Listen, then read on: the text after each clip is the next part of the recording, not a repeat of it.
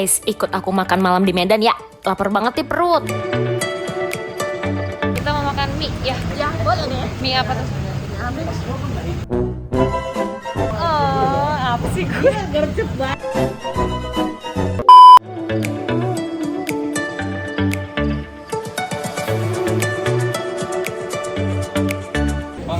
Bangladesh aja. Indomie aja. Indomie kita masak sendiri pakai.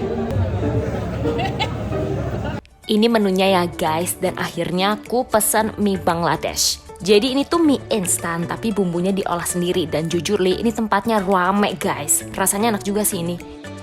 Oke, gitu aja soal makan. Asli jujur li aku lumayan tepar, jadi mau balik ke hotel dan bobo. Aduh, udah habis baru di hotel orangnya aja. Telat ya gue ya. Lagi dong, lagi. Ini apa mie apa? Ini mie. Mie apa? Goreng. Mie goreng doang? Oh, nggak ada bumbu spesial ya? Nggak ada. Rasa. Nggak usah. Makasih. Nanti maunya pas ada story lagi makan. Ya udah ulang lagi, Ulang lagi. Pesan siapa pesan? Oh iya udah. Ulang aja yang makan. 20. Bungkus banyak kan.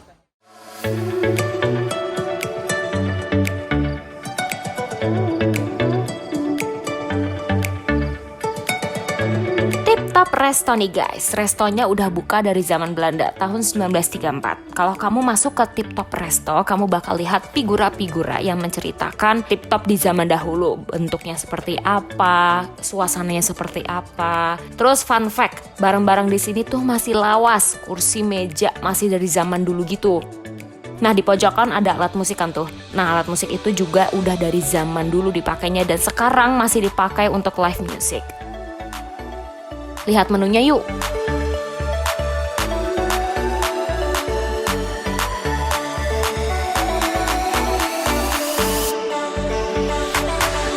Oh by the way, this is so nice sih. Jadi di setiap meja tempat kita makan, pasti ada kertas yang bertuliskan sejarah Tip Top Resto gitu. Jadi pengunjung bakal teredukasi gitu loh soal sejarah Tip Top Resto yang sering dikunjungi orang Belanda di Medan pada masa lalu.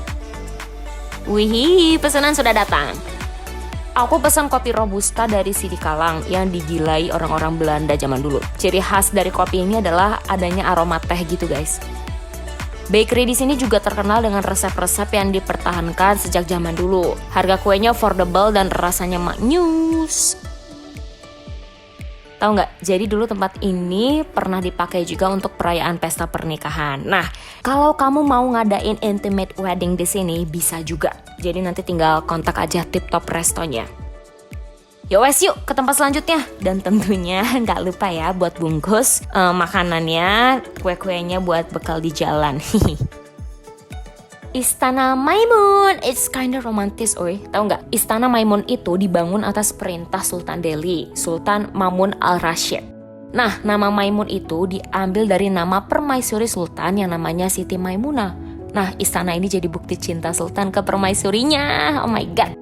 Istana ini dibangun tahun 1888 dan selesai tahun 1891. Nah, selain sebagai bukti cinta Sultan, Istana Maimun ini juga dibangun untuk menggantikan Istana Kesultanan Delhi yang sebelumnya itu ada di Medan Labuhan. Nah, pemindahan pusat pemerintahan ini dilakukan karena wilayah Medan Labuhan itu dianggap sudah terlalu sesak dengan aktivitas perniagaan. Sampai saat ini keluarga kesultanan masih tinggal di kompleks istana guys. Kalau kamu perhatikan ada yang berjualan di dalam istana kan? Nah, pedagangnya itu anggota keluarga kesultanan. Harganya beragam loh, ada yang 10.000 kayak dompet, kipas. Terus ada juga yang jutaan, macam kain tenun. Nah, yang paling mahal itu ada yang 5 jutaan. Dan by the way, kamu juga bisa foto-foto pakai baju adat di sini. 150.000 pembedanya apa tuh, Bu? Suntingnya.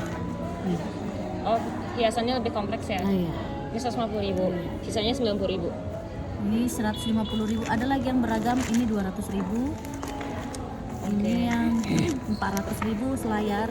Oh, itu biasanya buat yang wedding ya? Iya. Ini yang 300.000. Yang paling sering dipakai orang yang mana, Kak? Yang 90 kayak begini.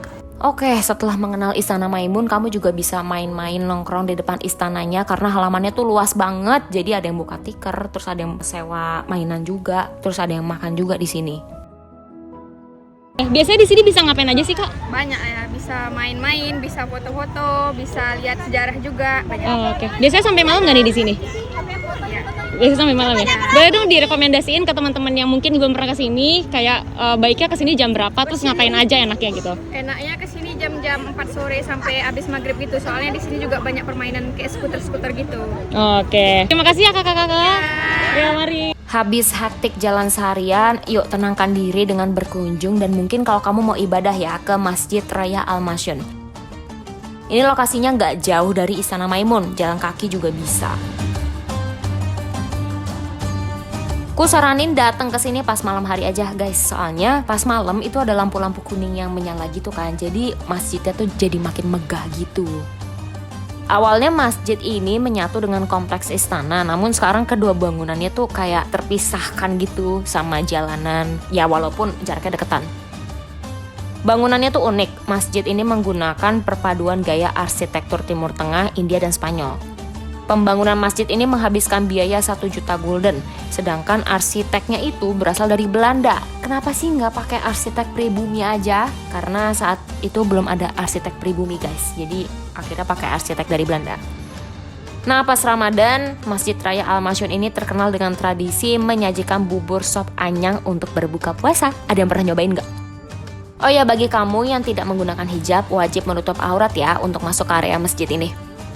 Teman-teman, jadi aku sendiri adalah non-muslim, jadi untuk masuk ke area masjidnya itu harus mengikuti syariat Islam, yaitu menutup aurat, dan untuk laki-laki harus mengenakan celana panjang. Makanya sekarang aku menggunakan penutup kepala untuk menutup aurat.